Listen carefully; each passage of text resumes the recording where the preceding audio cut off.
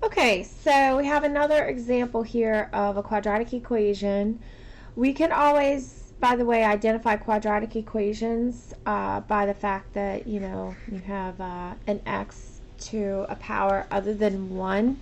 So we know that our traditional method of just solving for x probably is not going to work in most cases. So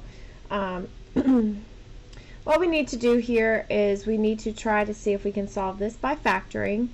Notice this is not a trinomial, so it's not going to factor as a double bubble. However, these both have x's, so we can actually factor this by pulling out the GCF, which is x.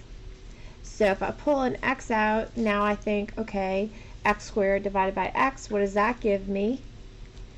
And then negative 11x divided by x, of course the x's cancel. This gives me 11 inside the bubble.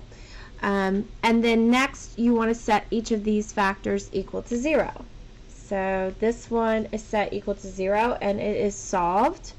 For this one, it is not solved. X is not by itself. So what we need to do here is add 11 to both sides. And we get x is equal to 11. And x is equal to 0. In general, second degree equations will have 2 solutions. Third degree equations will have 3 solutions. There are some exceptions to that rule. But I guess the proper way to say it is a second degree equation can have up to 2 solutions. And you guys will see what I mean in just a couple of examples.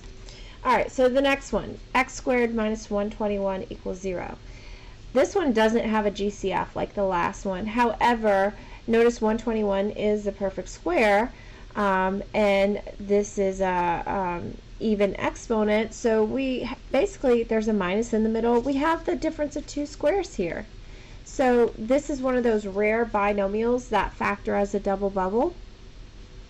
And remember, the double bubble is just the square root of each of the x squared, and then the square root of 121, which is 11, and then opposite signs, and then set these equal to 0, and solve for x, and we get x equals negative 11, and x equals positive 11. So those are my 2 solutions there.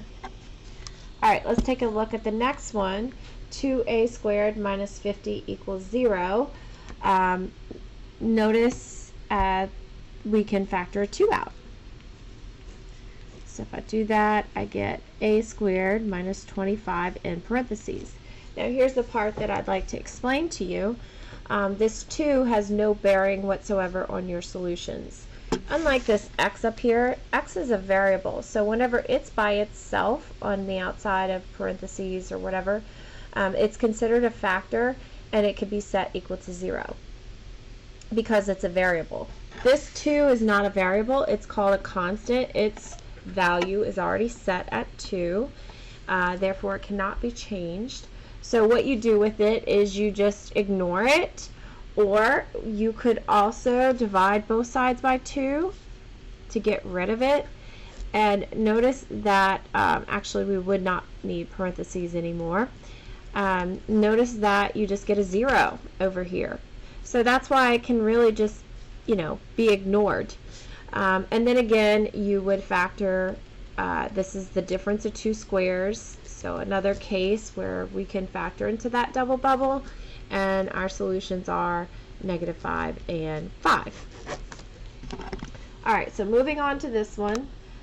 So for this last trinomial, hopefully you guys recognize, oh wow, these are perfect squares, there's a positive. Maybe we can factor this. Maybe it's a perfect square trinomial, so maybe we can factor this by taking the square roots of the ends. And so what I encourage students to do when you think you have a perfect square trinomial, go ahead and factor it that way, and then just check the middle. And we do notice a negative 6x and a negative 6x does make a negative 12x, so it factors correctly this way. So when we go to set this equal to 0, something to keep in mind here is that if I also set this one equal to 0, I would arrive at the exact same solution. So this is one of those rare second degree polynomials that only have one solution, and that's why, because the factor repeats itself. So if I add 1 to both sides and divide by 6, I get my one and only solution, which is 1/6.